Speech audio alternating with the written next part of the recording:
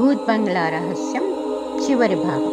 దుర్గ మాటలు లీలావతిని ఆలోచింపజేశాయి. మనశ్శాంతి లేని జీవితం ఎందుకు అనిపించింది. తన తరఫు లాయర్ను ఓనర్ ఇంటికి పంపి ఫైనల్ చేసుకురమ్మని చెప్పింది. లాయర్ ఓనర్తో సంప్రదించి ఒక కబురు తీసుకొచ్చాడు. ఏమైంది లాయర్ గారు, తీపి కబురు ఏమైనానా అని అడిగింది లీలావతి. అమ్మా లీలా, అతి కష్టం మీద ఒప్పించాను. 2 లక్షలు ఇవ్వడానికి ఒప్పుకున్నాడు మీ ఓనర్.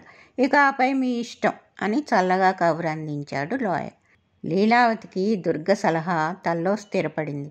ఇల్లు ఖాళీ చేయడానికి అంగీకరించింది. వారం రోజుల తర్వాత లీలావతి ఇల్లు ఖాళీ చేస్తూ దుర్గ ఇంటికి వచ్చింది. వెళ్ళొస్తా దుర్గా, నీ సలహా మంచిదే అని తోచింది. నిజానికి మా సొంత ఇల్లు లింగాలపల్లి కోటిలింగేశ్వర స్వామి గుడి పక్కన ఉంది. అది అద్దెకిచ్చి ఈ రెంట్ కంట్రోల్ ఇంట్లో ఉంటున్నాం. సొంతింటికే వెళ్తున్నాం. వీలైతే ఎప్పుడైనా వస్తుండు, నేను వస్తుంటాలే. ఇక దెయ్యాల భయం, ఆకాశరామన్న భయం ఉండదు అంది నవ్వుతూ దుర్గ చేయి ఊపుతూ. ఇంతకీ ఓనర్ ఏమైనా ముట్ట చెప్పాడా?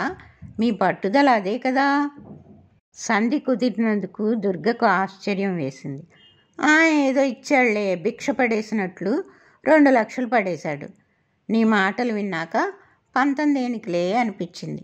అమ్మా నాన్న చనిపోయారు, అన్నయ్య అమెరికాలో సెటిల్ అయ్యాడు. ఇక మేమేగా, అందుకే ఇలా సంధి చేసుకున్నాం. లీలావతి ముఖంలో డబ్బు విషయంగా అసంతృప్తి ఉన్నా సొంతింటికి వెళ్తున్నామనే ఆనందం కూడా ఉంది. లీలావతికి పసుపు కుంకుమలతో ఒక చీర కూడా పెట్టి శుభకరంగా సాగనంపింది దుర్గ. పరమశివం క్యాంపుకు వెళ్ళి 3 వారాలు కావస్తోంది. భూత్ బంగ్లాను, లీలావతి ఇల్లును పూర్తిగా పడగొట్టి అపార్ట్మెంట్ కట్టాలనే ప్రయత్నం ముమ్మరంగా సాగుతోంది. ఇప్పుడు బుల్డోజర్ శబ్దాలు, మేస్త్రీల అరుపులు, లారీ ట్రక్ శబ్దాలు వినవస్తున్నాయి. ఏ దెయ్యాల అడుగులు, సవడ్లు, విజిల్స్లు, గూండాయిజంలు లేవు. వాతావరణం సుముఖంగా మారింది. ఆ తర్వాత 2 వారాలకు పరమశివం డ్యూటీ ముగించి తిరిగి ఇల్లు చేరాడు. ప్రయాణం బాగా జరిగిందా? మీ ప్రయోగం జయప్రదమైందా? ఆసక్తిగా అడిగింది దుర్గ కాఫీ ఇస్తూ. భలే ఛాలెంజింగ్ ప్రాజెక్ట్ అనుకో. అన్నట్టు ఎయిర్పోర్ట్ నుంచి వస్తుంటే అర్ధరాత్రిలో ఒక మహిళ తెల్ల చీర కట్టుకుని జుట్టు విరబోసుకుని లిఫ్ట్ అడిగింది. నాకెందుకులే అని కారు ఆపలేదు. కాస్త ముందుకెళ్ళాక అయ్యో ఆడకూతురు, సహాయం చేద్దామని వెళ్తే ఆమె కనిపించలేదు.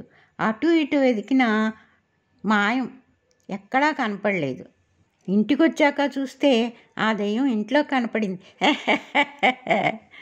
అంటూ పరమశివం ఒకటే నవ్వు. చాలండి వెటకారం. అంటే ఆ దెయ్యం నేననేగా మీ ఉద్దేశం? దుర్గా బుంగమూతి పెట్టుకుని తన అజ్ఞానానికి తనే నవ్వుకుంది. నాకు ముందే తెలుసోయ్, నువ్వు కంగారుగా మాట్లాడుతుంటే ఏదో జరుగుంటుందని లీలావతి గారి భర్తకు ఫోన్ చేసి మాట్లాడాను. నీకు అసలు విషయం తెలియక అంతగా కంగారు పడ్డావు. ఎంతైనా పిల్లలుంటే భయమే కదా అన్నాడు పరమశివం. మీ మగవాళ్ళు ఉన్నారే అంటూ పరమశివం వీపు మీద ఒక్క దెబ్బ వేసింది దుర్గ. తర్వాత రోజుకో కథగా పరమశివంతో చెప్తూ పెద్ద సీరియల్ కథలా మారింది దుర్గ అనుభవం. కథ సమాప్తం.